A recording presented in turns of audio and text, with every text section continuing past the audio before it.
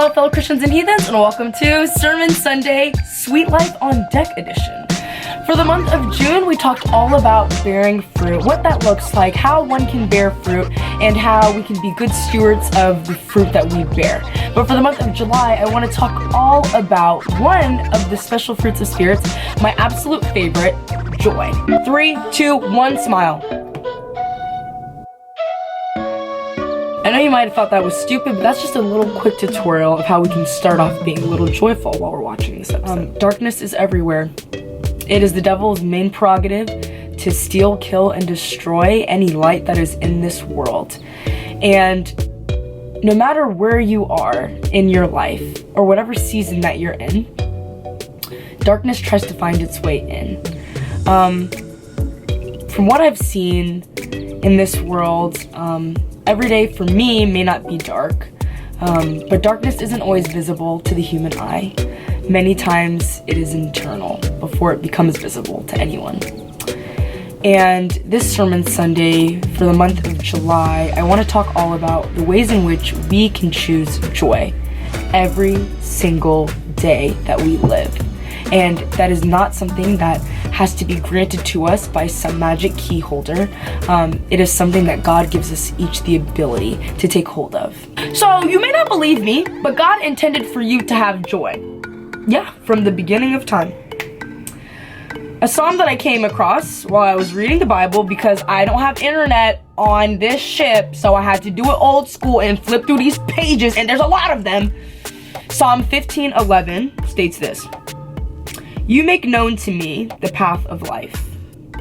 You will fill me with joy in your presence, with eternal pleasures at your right hand." You're probably thinking, I already did that, Amber. I gave all my cares and my worries to God, and then I was suffering, and I'm not joyful no more.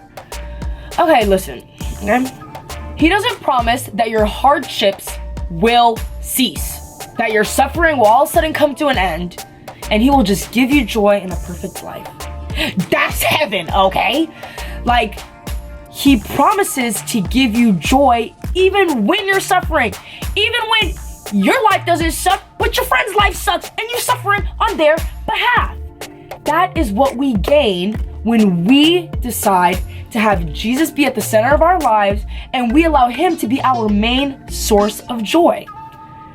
It's just like what we said last month. We don't want to just produce fruit and bear fruit in the great seasons. We want to bear fruit in every season. I don't want to just have joy when I'm having all A's, which hasn't happened in a while.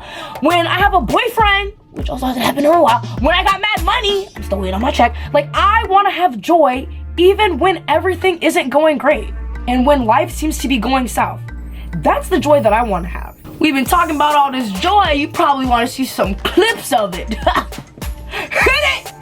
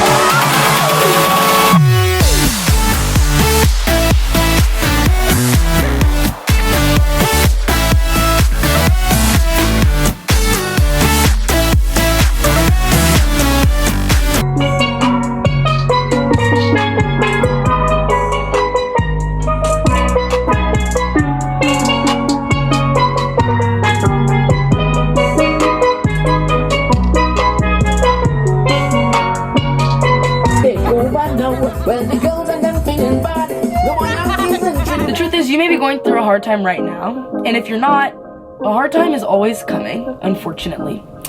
But we want the joy of the Lord to be our strength. And if that's you, open this thing up. Like, read his word, read his promises, and allow yourself to choose joy for you. Don't let the universe choose anxiety and depression for you.